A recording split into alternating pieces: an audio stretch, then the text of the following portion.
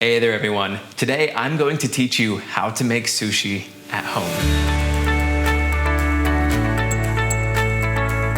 Sushi is a traditional Japanese dish that's made up of rice, seaweed, and a variety of other fillings and ingredients, such as vegetables, eggs, and a variety of different fish. To make sushi, you're just gonna need a few ingredients that you can find at your local grocery store. Here's what you'll need: sushi rice, water, sushi vinegar, sugar, salt, nori seaweed, kombu, and your choice of fillings like avocado, tuna, salmon, cucumbers, and just about anything else. And don't forget, a sharp knife.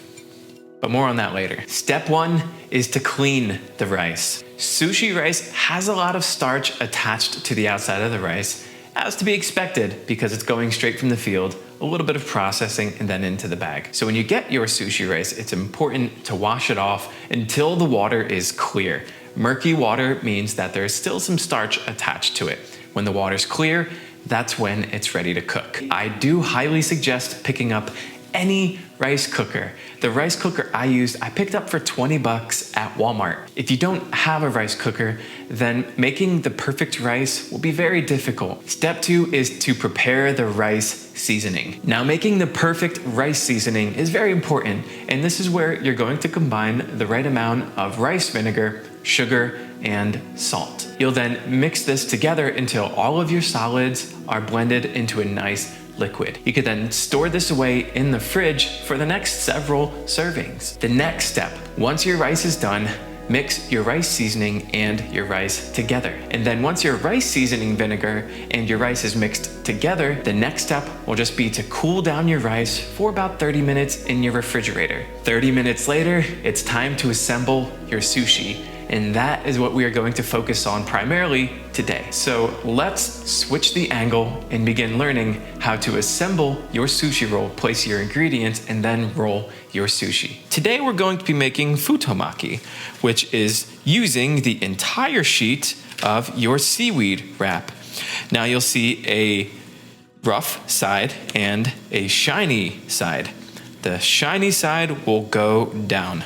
Make sure to align the bottom of your seaweed wrap with the bottom of your mat, just like this.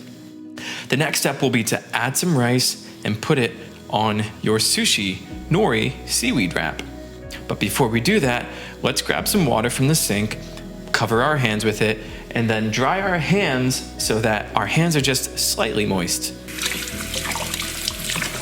There we go. Now my hands are slightly wet. We'll grab about a tennis ball sized shape of rice and boop, put it right there in the middle. It's important that you don't push down and break the starch. Think of it like you're rolling the rice out like this, and we roll it, and we roll it, and we roll down, and we roll down.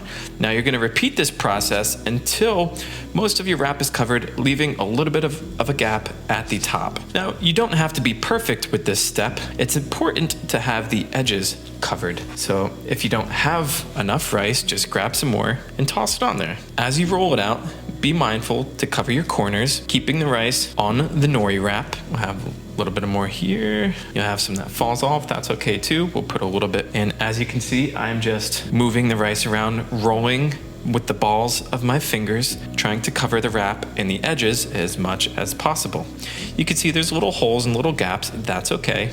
That is perfectly fine, perfectly normal. So this is looking pretty good. We'll just add a little bit more up here. Now our sushi wrap is covered with sushi rice. The next step will be to clean off your hands of any additional rice. Now this is the fun part. This is where you get to decide that you're going to put in your wrap. So let's start with putting some cucumbers in here. I've cut my cucumbers in advance to be about the length of the entire roll. We'll put just one thin line of cucumber in there. Next, we'll use crab stick. This is imitation crab that I picked up from the local Asian market. It unrolls very nice, so you can split it in half, then place one here and one here. This is what I like about the Asian market's imitation crab. It's cut almost perfectly to be the size of a standard nori wrap. Next, we're gonna take our knife and cut off some salmon. See, we have a piece here and we'll cut that in half. you can place one piece here and the next piece here. We'll try to bunch all of our ingredients together nicely like this. Now, something that I have recently been enjoying are fried onions. I take a little bit of fried onions and just sprinkle them in the center. The next step is to add your sauce. Today I'm using the P.F. Chang's Dynamite sauce. So we'll just pop a little bit of that on the back end of your ingredients. The final step is to add some chia seeds. So we'll just sprinkle these right in the middle. And this is everything that I'm going to include in this wrap. The next step will be to roll. As you can see, our sushi nori wrap is perfectly placed on our mat. So when we lift up, our mat is moving the nori roll. Our goal is to align the bottom edge of our sushi wrap with the top edge of where our rice stops. So when I fold this over, notice how I aim for this spot here. So I'll pick up, aim for the top lip, just like this. Now the next step is to compress your wrap. So you'll take your fingers, take your knuckles, place them on the top of the wrap like this, and then take your two middle fingers and your thumb and pull back towards you and then squeeze. Back towards you and squeeze. Just like this.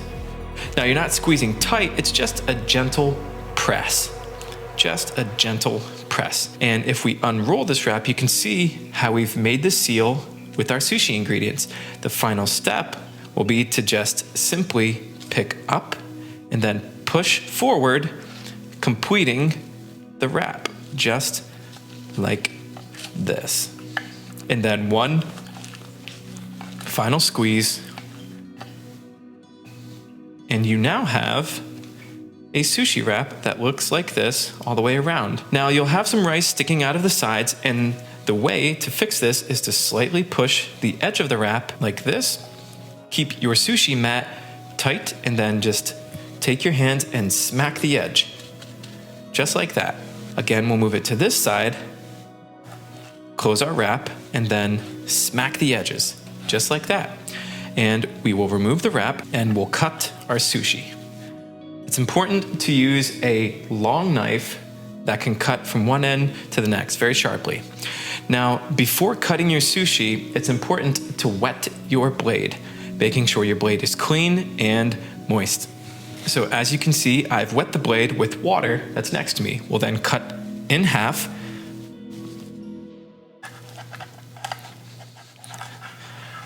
Just like this. We now have two pieces of sushi.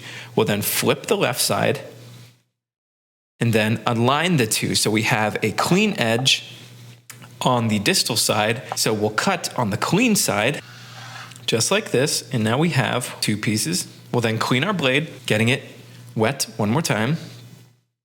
We'll cut again.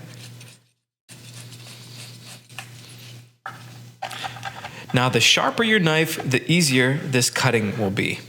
This knife in particular has been used so much that it's starting to get a little bit dull. So we'll have to sharpen that in the future.